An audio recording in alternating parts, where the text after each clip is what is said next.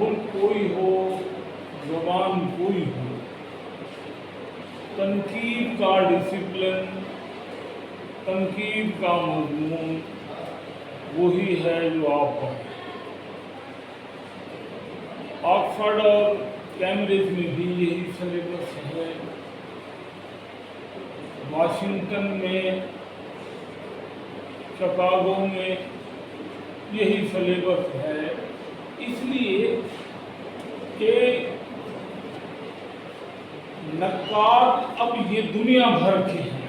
ارسطو کو مسلمانوں نے معلم اول قرار دے، استاد تسلیم کیا۔ اس لیے ایک چیز ذہن میں رکھیں، جو ہماری معلوم ریٹن ہسٹری ہے، جس میں کیلنڈر کے حساب سے تاریخ کا اندراج ہے، پہلا دور گریک پیریڈ ہے، یونانی پیریڈ، یونان کے بعد دوسرا یونان زوال پذیر ہوا تو سلطنت روما کا دور شروع ہوا، رومی برسر اقتدار آ گئے اور رومیوں نے اٹلی کا شہر روم کو اپنا دارالحکومت بنایا تو رومی کہلائے، روم کی نسبت سے۔ پھر جب حضور صلی اللہ علیہ وسلم نے اعلان نبوت کیا تو دنیا میں دو ایمپائر کیسر روم کی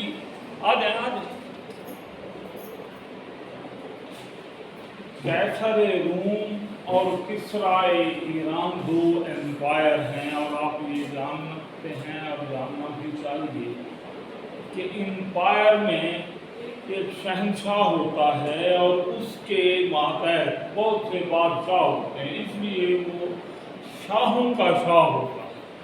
تو دنیا میں حضور صلی اللہ علیہ وسلم کے اعلان نبوت کے وقت 611 سن عیسوی کے لگ بھگ جب حضور صلی اللہ علیہ وسلم کی عمر 40 برس تھی، اعلان نبوت کیا تو دنیا بھر کو دو شہنشاہیوں نے، سلطنتوں نے، ایمپائرز نے اپنی گرفت میں لے رکھا تھا۔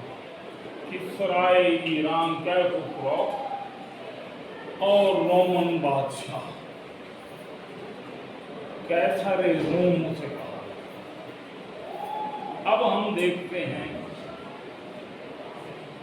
ایک لمحہ آیا، اس لمحے کا نام ہے رینیساں، ری برتھ، ریوائول۔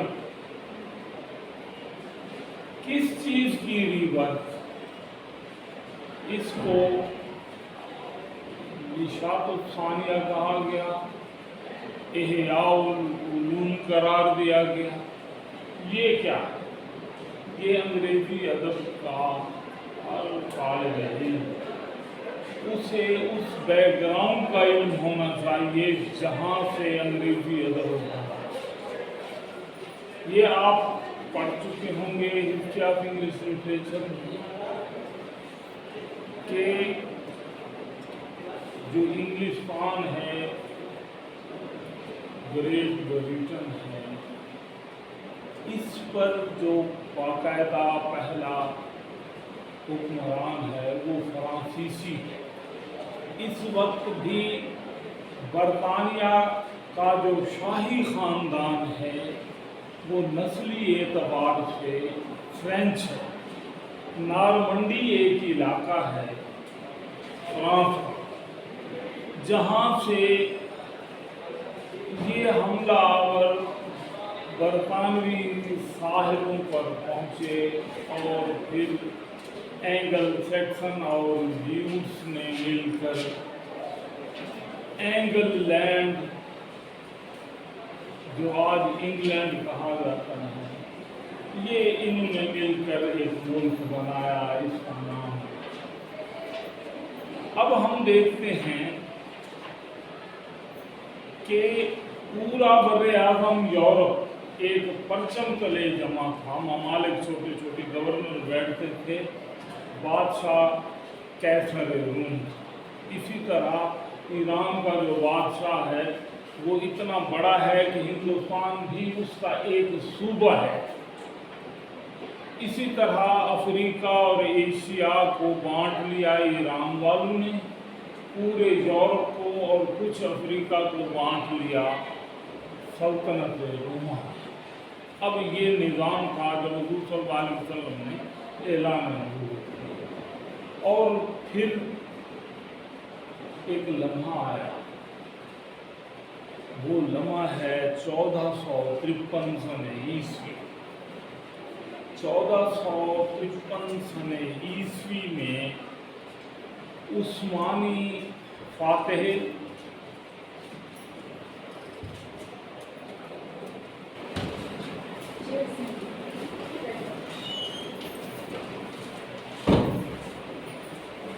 मोहम्मद नाम है,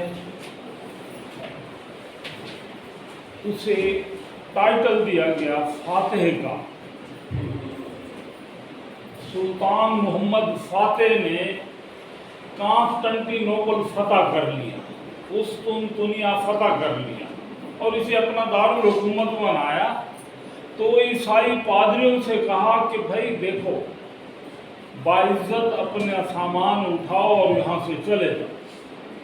तो ईसाई पादरियों ने कुछ हफ्ते लिए, अपनी किताबें ला दी घोड़ों पर, ऊँटों पर, खच्चरों पर, और कुस्तुनतुनिया के करीबी मुल्क इलाके इटली पहुँच गए।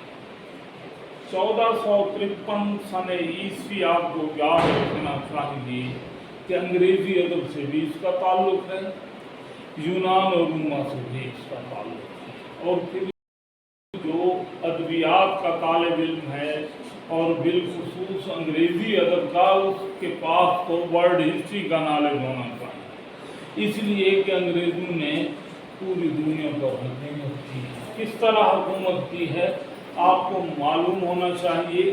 बर-ए-आज़म अमरीका 2 बर-ए-आज़म हैं, एक नहीं है। वहाँ भी बरतानिया की हुकूमत थी, यही अंग्रेज़ी ज़बान जो आप पढ़ रहे हैं वहाँ की ज़बान भी थी। एक और बर-ए-आज़म है, उसका नाम ऑस्ट्रेलिया है, जो आज भी डोमीन है बरतानिया की। बरतानवी हुकूमत वहाँ अपना गवर्नर अपॉइंट करती है, वहाँ के अहकामात बरतानिया के वहाँ नाफिज।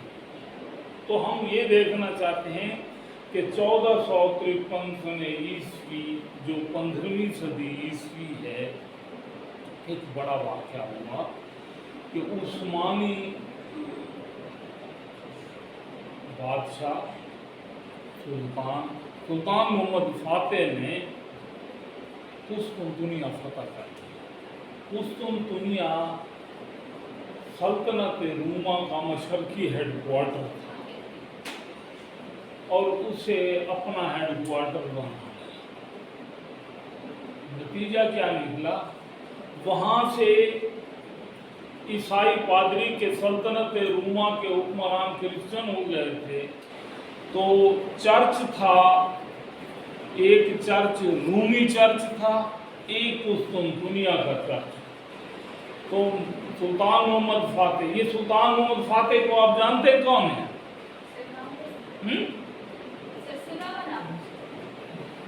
सुल्तान मोहम्मद फातेह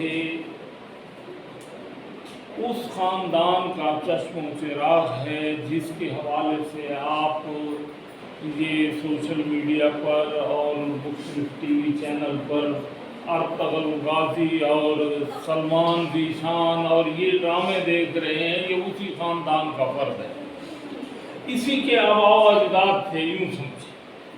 अब हुआ क्या, ये जो सल्तनत रोमा थी उसका हाल भी पाकिस्तान जैसा था कि जो हुक्मरान थे वो अनपढ़ थे। तो मैं आपको सच्ची बात कह रहा हूँ, एक नेशनल इशू है जाली डिग्रियों का, पता है आपको वो क्या है?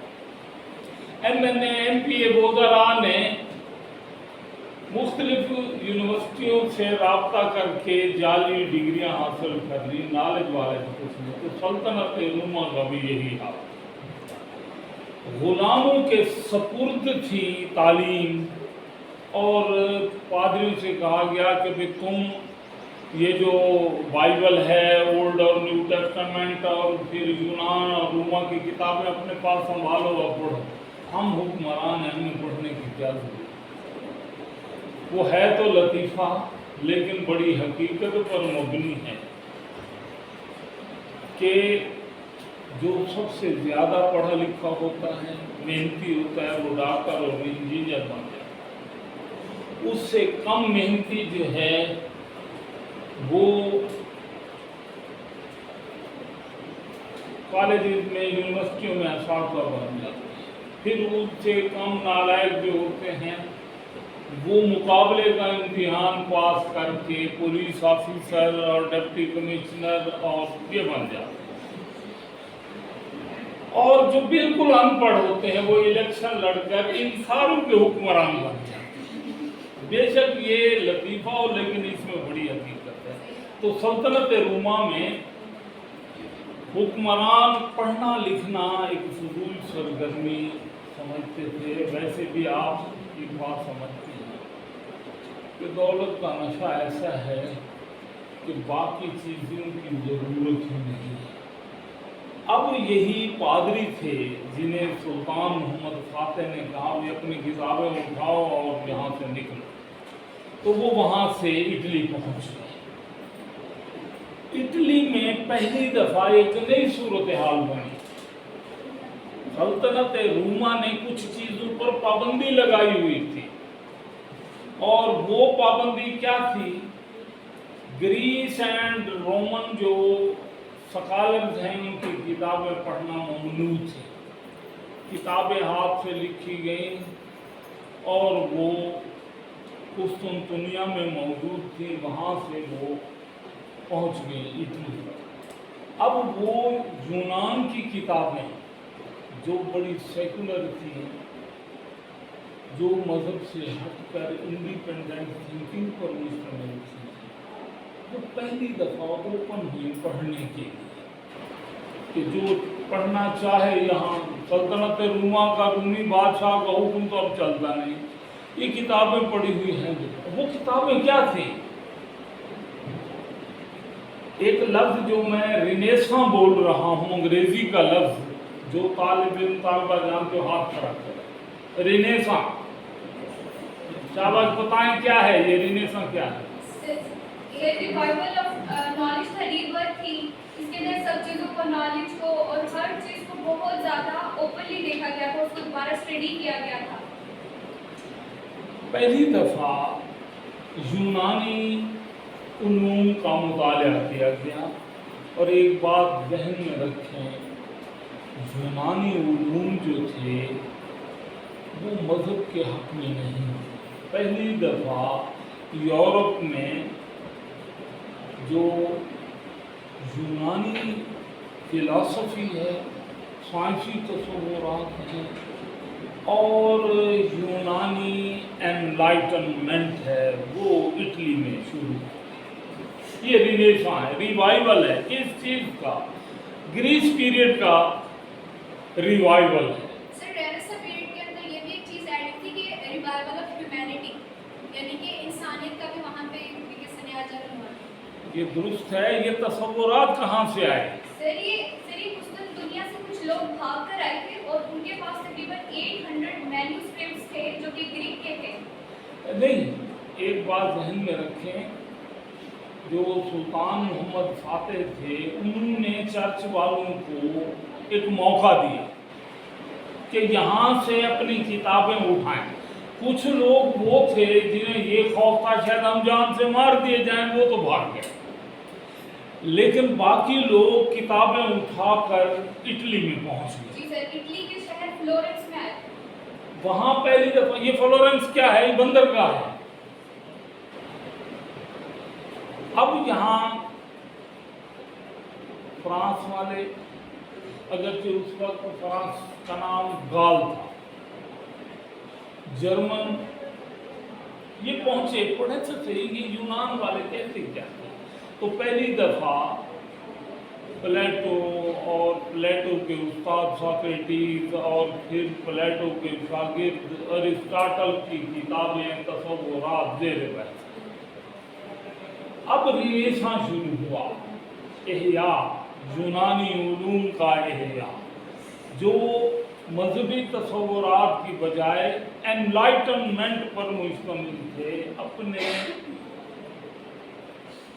ख्यालात, अपनी अक़लियत, खिरद अफरोज़ी कि इंसान ने जो इल्म, तजर्बे और मुशाहदे से हासिल किया, मटेरियलिस्टिक वर्ल्ड ही हमारे साथ, हमारे पास मौजूद है, कोई मेटाफिजिक्स नहीं है। ये तसव्वुरात यूनान से आए और पहली दफ़ा इटली में ये सिलसिला शुरू हुआ। तो ये रिनेसां जो है वो इटली से स्टार्ट हुई और फिर इसका फैलाव शुरू हुआ फ्रांस में, जर्मनी में, और इटली में, साथ स्पेन में, और फिर आखिर पर रिनेसां जो है वो बरतानिया पहुंची।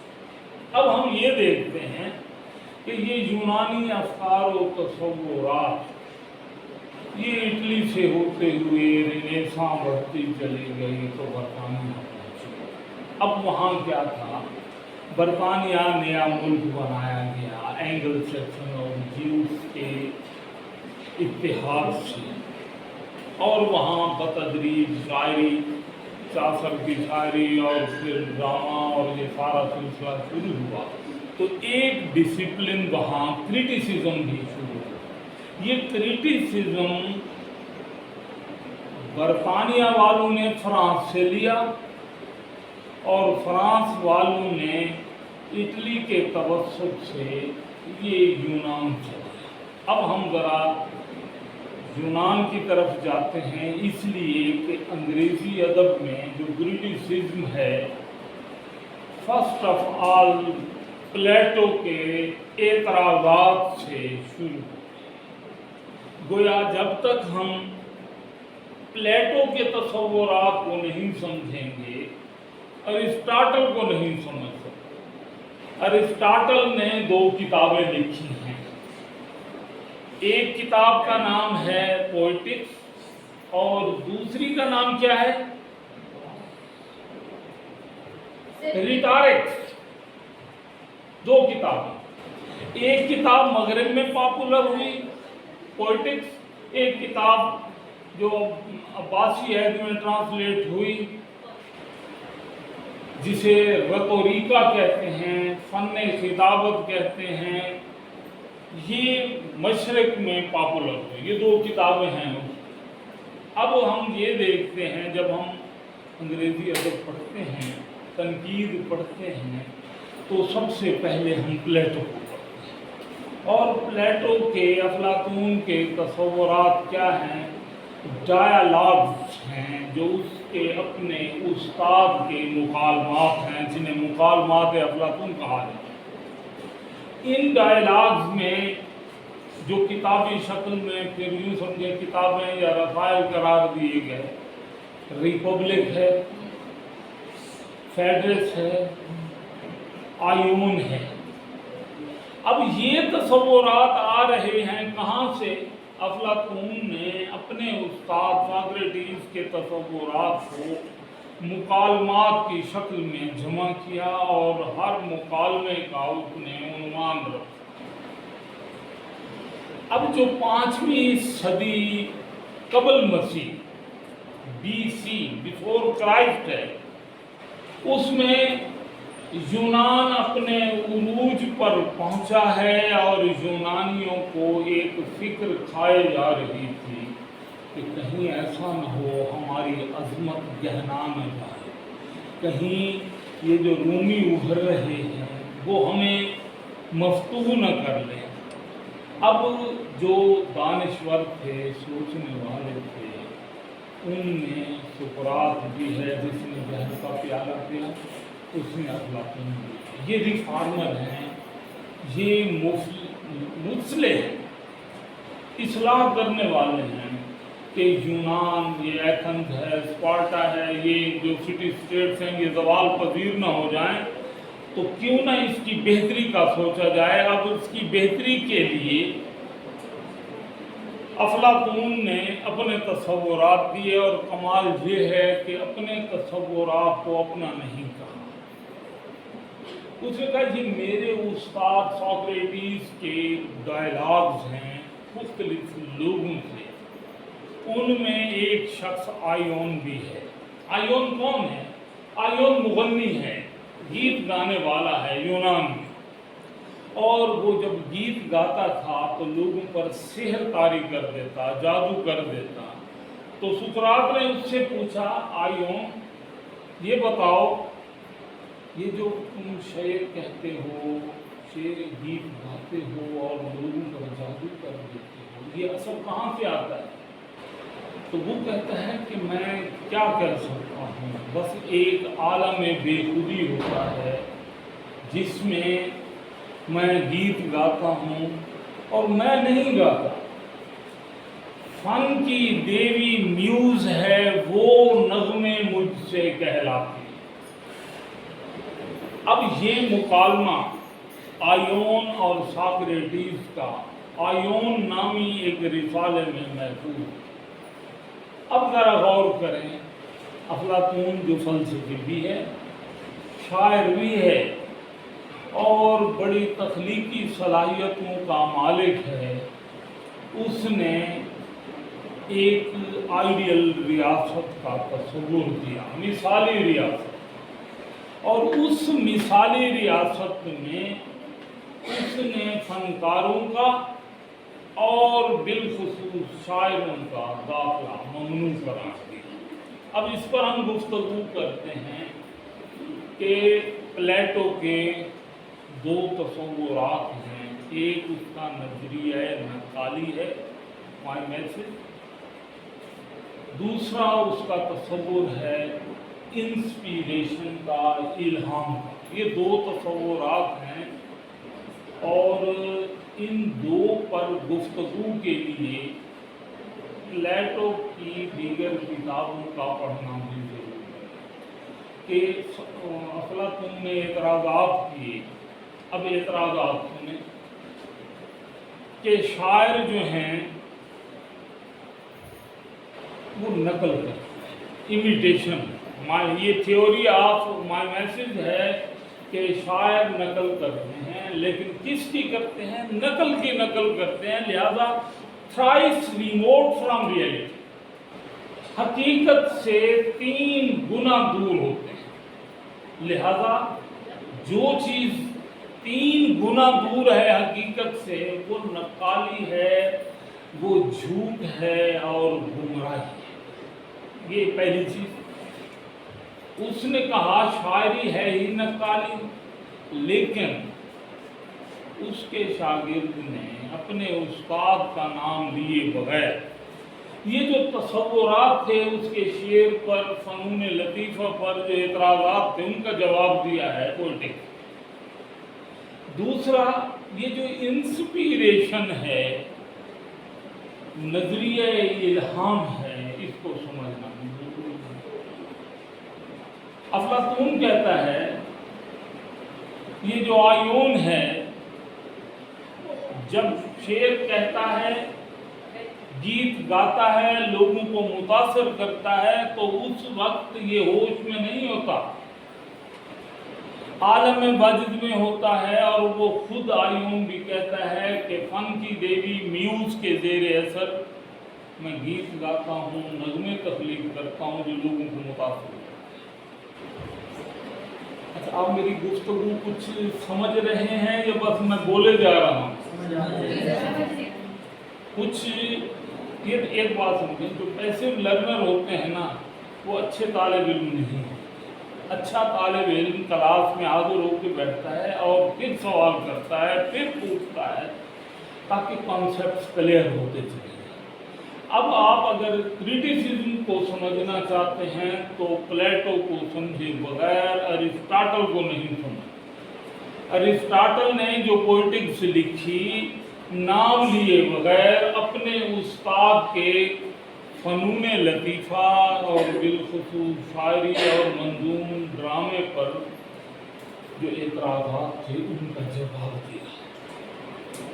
उस पर भी हम गुफ्तगू करेंगे, लेकिन पहले ये तो देखें कि अफलातून क्या सोच रहा है। अफलातून कह रहा है कि ये जो शायर होते हैं ना, ड्रामा निगार होते हैं, मुगन्नी होते हैं, ये जब कोई चीज़ तख्लीक करते हैं तो होश में नहीं होते, आलम में वजूद में होते हैं। और फिर एक लफ्ज़ गौर करें, हमारे यहाँ भी आसेब ज़दगी है ना, फलां को जिन लग गया है ना, जिन निकालने वाले भी होते हैं, और ये ख़वातीन को ही ज़्यादातर अपनी गिरफ्त में लेते हैं, है ना। ये मुख्तलिफ जगह हैं, खुद मैंने भी देखी है कि जिन कैसे निकाले जाते हैं।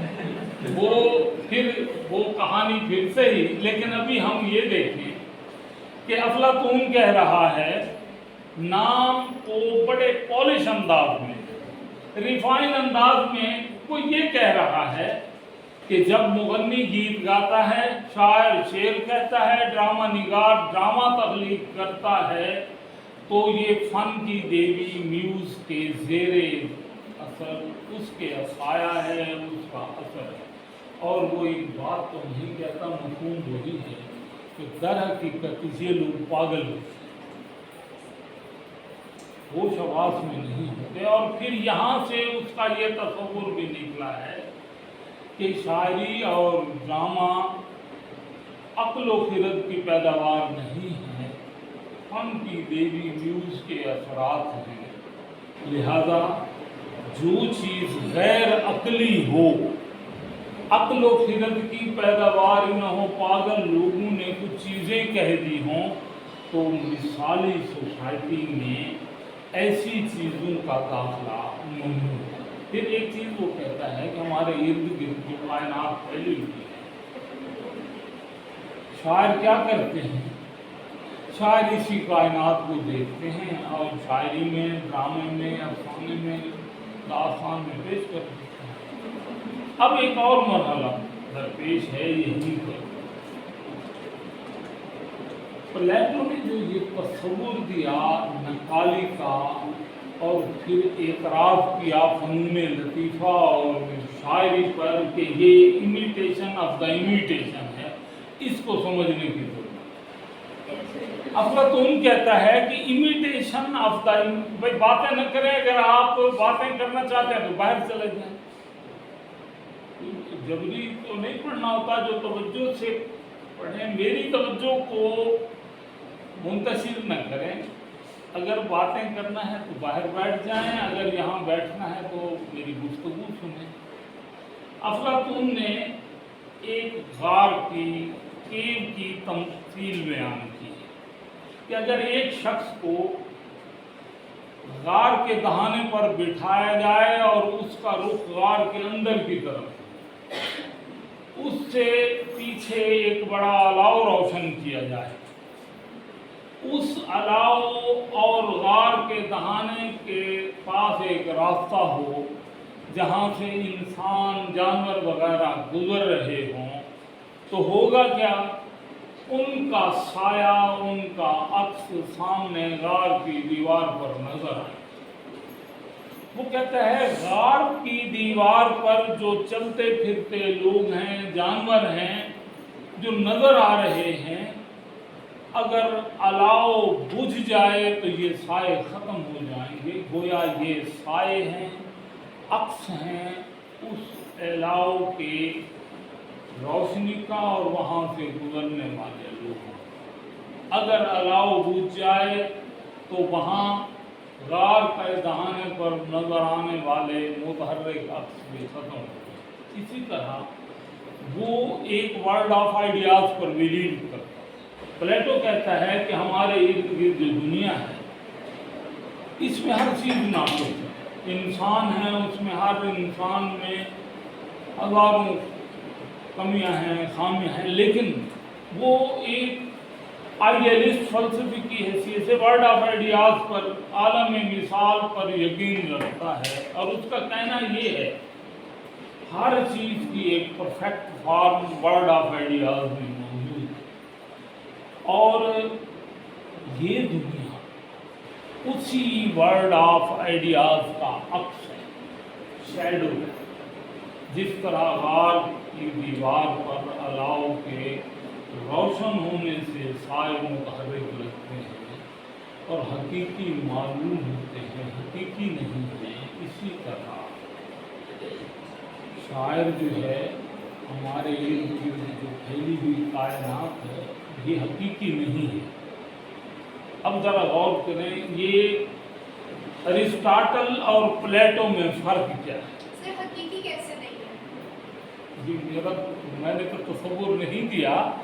अफलातून बतौर फलसफी बिलीव रखता था एक वर्ल्ड ऑफ आइडियाज पर, और इस पर बिलीव रखता था कि ये कायनात जो हमारे इर्द गिर्द फैली हुई है ये नकल है, अक्स है, ये साया है वर्ल्ड ऑफ आइडियाज का। वो एक वर्ल्ड ऑफ आइडियाज पर बिलीव करता था। हम भी बहुत सी चीज़ों पर बिलीव करते हैं जो हमने देखी नहीं है। जन्नत दो देखी है हमने, फरिश्ते किसी ने फरिश्ते देखे हैं, हम मानते हैं। अल्लाह ताला को मानते हैं कि नहीं? मानते, हमारे बिलीफ से। तो अफलातून प्लेटो एक वर्ल्ड ऑफ आइडियाज पर बिलीव करता था कि एक ऐसा जहान है जो मुकम्मल है, उस जहान का अक्स ये हमारी दुनिया है, गैर हकीकी है, अक्स है, साया है। और शायर क्या करते हैं, ड्रामा निगार क्या करते हैं, आर्टिस्ट क्या करते हैं, मुगन्नी क्या करते हैं, वो इसकी नक्काली है। पहले ये कायनात नक्काली है और इस नकल की फिर नकल है ड्रामा, शायरी, मुसव्वरी, मौसीकी, ये सारे फ़नून लतीफ़ा, फाइन आर्ट जो हैं ये क्या है, नक्काली। और जो चीज़ नकल की नकल है वो घटिया होती है। नक्काली एक घटिया चीज़ है, लिहाजा शायरी और ड्रामा भी नक्काली हैं, घटिया हैं। और इंसानी ज़हन की जो घटिया सलाहियत है उसी की अक्कासी करते हैं, कोई काबिल कदर चीज़। तो पहली चीज़ नजरिया ये क्या मसला है आपका, मुझे ये बताएं किसी।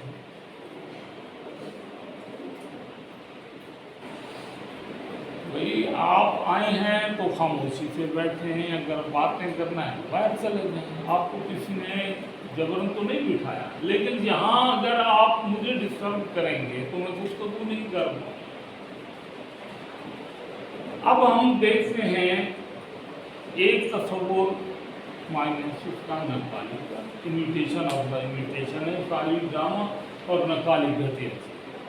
दूसरा ये है कि फ़नून लतीफ़ा, तमाम फाइन आर्ट बशमूल मौसीकी, मुसव्वरी, शायरी, ये क्या है, ड्रामा। उस वक्त एक बात समझें कि नसर नहीं थी, यूनानी अहद में प्रोज नहीं थी, पोएटिक फॉर्म में ड्रामा लिखा जाता था। जैसे हमारे यहाँ देखिए शेक्सपियर जो है उसके भी ड्रामे जो हैं वो मंजूम है, कहीं कहीं रोज के टुकड़े आते हैं, वगरना वो पोइट्री। तो गोया जब वो पोइट्री पर एतराज़ करता है, ड्रामे पर एतराज़ करता है, इसी के साथ पूरे फ़नून लतीफ़ों पर एतराज़ करके अपनी आइडियल रियासत में इनका दाखिला मुमकिन करा।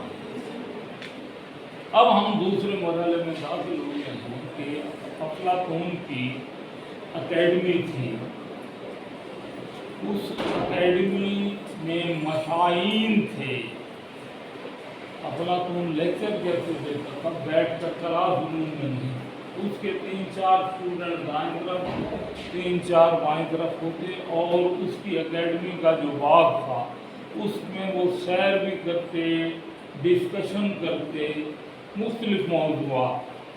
अब अफलातून फ़लसफ़ी भी है, शायर खुद शायर भी है, और अपनी इन किताबों के आखिर पर एतराज़ करने के बावजूद अपनी कोई न कोई या किसी दूसरे शायर की नज़्म भी दर्ज कर। अब एक अजीब एक तज़ाद है کہ جو شخص شاعری کو نقالی کہہ رہا ہے، پاگلپن اور دیوانگی کہہ رہا ہے، شاعروں فنون لطیفہ کے حامل لوگوں کو نقال کہہ کر اور پاگل کہہ کر رد کر رہا ہے، وہ اپنے عہد کا سب سے بڑا استاد ہے۔ اور یونان کے ساتھ دیگر سٹی اسٹیٹس تھیں، وہاں بھی افلاطون کے تصورات رائج تھے۔ ارسطو جو 20 برس تک پلیٹو کی اکیڈمی میں داخل رہا، اپنے استاد سے بہت متاثر ہے اور اتنا فرما بردار ہے کہ استاد کا نام کہیں نہیں، نہ پلیٹو کا، نہ اس کی جو ڈائلاگز ہیں، ریپبلک ہے، آئیون ہے، فیڈرس ہے، ان کا بھی کہیں نام نہیں۔ لیکن جو ہی ہم پولیٹکس کو پڑھنا شروع کرتے ہیں تو ہمیں قدم قدم پر احساس ہوتا ہے یہ افلاطون کے اٹھائے ہوئے اعتراضات جو شاعری اور فنون لطیفہ یہ ارسطو نہیں کر رہا۔ اب ارسطو، ارسطاٹل اور پلیٹو میں فرق کیا ہے؟ یہ دونوں استاد شاگرد ہونے کے علاوہ مزاجاً بالکل الٹ ہے۔ جو شاعر ہے خود یعنی پلیٹو، وہ شاعری کو ریجیکٹ کر رہا ہے، نقالی کہہ کر، دیوانگی کہہ کر ریجیکٹ کر رہا، اور وہ جو شاعر نہیں ہے، جو سائنٹسٹ ہے، ارسطاٹل کیا ہے؟ وہ سائنٹسٹ ہے، مختلف سائنسی علوم پر اس کی کتابیں بھی ہیں۔ اس نے افلاطون کے اٹھائے ہوئے اعتراضات کا تجزیہ کیا اور جواب دیا۔ استاد کا نام اور استاد کی کتابوں کا نام لکھا ہے۔ ان اعتراضات کا جو افلاطون نے اٹھائے، ان کا وہ جواب دیا۔ اور یہاں ہمیں ایک چیز یہ سمجھنا کہ یہ جو نظریہ نقالی ہے، امیٹیشن کا تصور ہے، جسے افلاطون گھٹیا کہہ رہا، انسانی ذہن کی گھٹیا صلاحیت کہہ رہا، ارسطاٹل نے کہا نہیں، نقالی مفید چیز ہے۔ یہاں بالکل دو الٹ تصورات آتے ہیں۔ ارسطاٹل نے پلیٹو کا یہ اعتراض کہ فنون لطیفہ، شاعری اور ڈرامہ جو ہیں یہ نقالی ہیں، نقل کی نقل ہے، امیٹیشن آف دا امیٹیشن ہے، لہذا یہ گھٹیا چیز مثالی ریاست میں ممنوع ہوگی، اس کا داخلہ ممنوع ہوگا، تاکہ ایک اچھی سوسائٹی سے اچھے افراد کا ظہور ہو، اچھے لوگ سوسائٹی ترقی کریں، اور اس میں ہر وہ چیز جو غیر مفید ہے اس کا داخلہ بند کرے۔ تو سب سے پہلی جو تلوار چلی وہ شاعری پر ہے، ڈرامہ پر ہے، کہ یہ فضول ہے، نقالی ہے، جھوٹ ہے۔ اچھا، پھر ایک اور بات وہ کہتا ہے، وہ کہتا ہے فلسفہ براہ راست حقائق پر، ورڈ آف آئیڈیاز پر غور کرتا ہے اور اپنے تصورات، لہذا فلسفہ جو عقل کی پیداوار ہے، نقالی کی نہیں ہے، مفید ہے۔ اس کے برعکس شاعری، ڈرامہ نقل کی نقل ہے، جھوٹ ہے، نقالی ہے، ان کا داخلہ نہیں ہونا چاہیے اچھی ریاست۔ پھر وہ یہ بھی کہتا ہے کہ یہ جو ڈرامہ نگار ہیں، یہ جو شاعر ہیں، یہ صرف یہ نہیں کہ مفید نہیں، مفید تو یہ بالکل نہیں ہے، ساتھ نقصان دہ بھی ہے۔ پلیٹو کہتا ہے شاعری، ڈرامہ وغیرہ صرف یہ نہیں کہ یہ مفید نہیں ہے، ساتھ نقصان دہ ہیں اخلاقی اعتبار سے۔ پھر وہ تقابل کرتا ہے، تو کہتا ہے دیکھیں ہم تاریخ پڑھتے ہیں تو تاریخ کا علم سچائی کو پیش کر رہا ہے، ایسے واقعات، ایسے حکمران فاتح جنگجو جو ماضی میں گزرے ہیں، ہم ان کی تصدیق کر سکتے ہیں۔ اس کے برعکس یہ جو ڈرامہ ہے، اس کی کہانیاں، اس کے واقعات इसके किरदार बिल्कुल झूठे, कहीं उनका वजूद नहीं है। गोया ये मनगढ़ंत कहानियां हैं जो ड्रामे में पेश की जाती, और जो चीज़ मनगढ़ंत झूठी है, अब वो तकाबुल भी कर रहा है फिलॉसफी का, हिस्ट्री का, अदब से और फ़नून लतीफ़ा से, और ये कह रहा है कि हर वो चीज़ जो अक्ल को कमज़ोर करती है, मुआशरे के लिए मनफी है, नुकसानदेह है। शायरी नक्काली करके एक मनफी काम करती है, सिखाती है, और ये मनफी काम सोसाइटी के लिए नुकसान है। फिर वो कहते हैं बात यहाँ तक नहीं, ये जो इसमें तारीख के मुकाबले में झूठ है, गोया शायरी ड्रामा क्या है, झूठ है। फिर एक और बात कि शायर जब गीत गाते हैं, नज़्में शेर तख्लीक करते हैं, तो अजीबोगरीब हरकत करते हैं कि वो हमारे आइडियल देवी देवता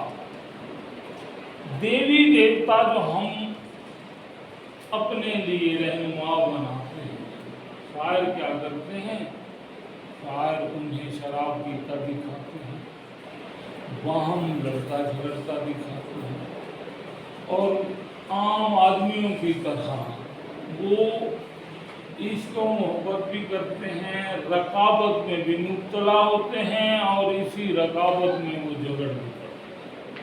अब झगड़ना, लड़ना, इश्क, मोहब्बत, रकाबत, शराब पीना, ये अदना दर्जे की हरकत इंसान करे तो काबिल रियायत है, मगर देवी देवताओं से, हमारे आइडियल से शायद ऐसी चीज़ें मंसूब करते हैं, ये बिल्कुल नुकसानदेह हैं। शायरी झूठ भी है, नुकसानदेह भी है। लिहाजा उसने जो मिसाली रियासत का तस्वुर किया, कौन सी मिसाली रियासत, वो जो ज़वाल पजीर होते हुए यूनान को संभाल सके। अच्छी रियासत हम देंगे तो उसमें फजूल चीज़ें नहीं होंगी। फिर वो कहता भी है कि बड़े ही है, लोहार है, कपड़ा बुनने वाला है, ये बड़े मुफीद काम करते हैं। एक शख्स जूते बनाता है हमारे लिए, एक शख्स कपड़ा बुनता है हमारे लिए, दूसरा लकड़ी का काम करता है, तीसरा मेमार है। ये सोसाइटी को गुड्स डिलीवर करते हैं, ये सोसाइटी को फ़ायदा पहुंचाते हैं। शायरी क्या फ़ायदा पहुंचाती है? अब ये तकाबुल है। वो कहता है शायरी नक्काली है, शायरी झूठ है, शायरी फ़लसफ़े और तारीख़ के मुकाबले में अक्ल को कमज़ोर करने वाली है कि झूठ पेश करती है, और जो चीज़ झूठ पेश करे वो सोसाइटी के लिए। अब फिर एक और बात वो कहता है, ये शायर जो हैं अपने फ़न की बदौलत एक जादू करते हैं लोगों को, एक सेहर करते हैं, और उस सेहर में वो ऐसे जज्बाती शेर कहते हैं जिससे लोग भड़क उठें। और वो भड़क उठने का मतलब है कि उनके जज्बात जो हैं वो भड़क उठते हैं, वो बाहम लड़ पड़ते हैं, कौमें लड़ पड़ती हैं, अफराद इन जज्बात के ज़ेरे असर मनफी हरकत करते हैं। अगर शायर लोगों के जज्बात को इंस्टिगेट न करे तो मुआशरे में अमन कायम रहे। शेर तो शेर है, शायर ऐसे जज्बाती शेर कहते हैं, और उसके मुख्तलिफ शेड्स हैं। उन्हीं जज्बाती अशार की वजह से मुआशरे में अमन को ख़तरात लाहिक हैं, लोग झगड़ते हैं। मुख्तसर ये वो कहता है कि शायरी नक्काली है, नकल की नकल है, झूठ है। शायर ड्रामा निगार आलम वजद में जनून फन की देवी म्यूज़ के ज़ेरे असर अदब तख्लीक करते हैं। अक्ली सलाहियतें जब मारूफ हो जाती हैं तो शेर होता है। इस तरह एक तरफ वो नक्काली को घटिया कहकर शायरी को नक्काली, नकल की नकल, हकीकत से 3 कदम दूर करार देता है, और साथ ये کہ یہ عقل و خرد جب ختم ہوتے ہیں تو پھر الہام شروع ہوتا ہے۔ ایسی چیز جو عقل کی پیداوار نہ ہو وہ سوسائٹی کے لیے ہے، اور پھر وہ بات یوں کلوز کرتا ہے کہ ذرا غور کریں کہ شاعر ایک طرف تاریخ اور فلسفے کے مقابلے میں جو کچھ پیش کرتے ہیں ان کا کہیں وجود نہیں ہوتا، وہ جھوٹ ہے، غلط ہے۔ پھر شاعری کے ذریعے جو شاعر کی کیفیت ہے، عالم واجد یا جنون، دیوانگی، پاگل پن، ہر ایسا کام جو عقل کو کمزور کرے اور جذبات عقل کو کمزور کرتے ہیں، جب فرد کے قوموں کے جذبات ابھرتے ہیں، ان کی عقلی صلاحیتیں ختم ہو جاتی ہیں، لہذا شاعری عقل کو کمزور کرتی ہے، جذبات کو ابھارتی ہے، سوسائٹی کے لیے نقصان دہ۔ یہ تھے وہ تصورات جو 5ویں صدی قبل مسیح میں 429 BC بیفور کرائسٹ افلاطون پیدا ہوا۔ یہ آپ کو پتہ ہونا چاہیے کہ 5ویں صدی قبل مسیح، 5ویں صدی قبل مسیح میں جس وقت ارسطو اور افلاطون موجود ہیں، ساکریٹیز موجود ہیں، ان کی کچھ پیش رو بھی ہیں۔ شاعری اور ڈرامہ، دو شاعر ہیں، ہومر اور ہیسیڈ۔ ہومر اور ہیسیڈ شاعر ہیں، ارسطوفینس، یوریپیڈیز، یہ کیا ہے؟ ڈرامہ نگار۔ گویا افلاطون نے جب یہ گفتگو کی تو اس کے سامنے فن کے نمونے تھے، اور جس وقت 5-6 بڑے فلسفی موجود تھے، ساکریٹیز ہیں، پلیٹو ہیں، ارسطاٹل ہیں، تھیافراسٹس، یہ لوگ سوچنے والے ہیں کہ یونان کو گرنے سے بچایا جائے۔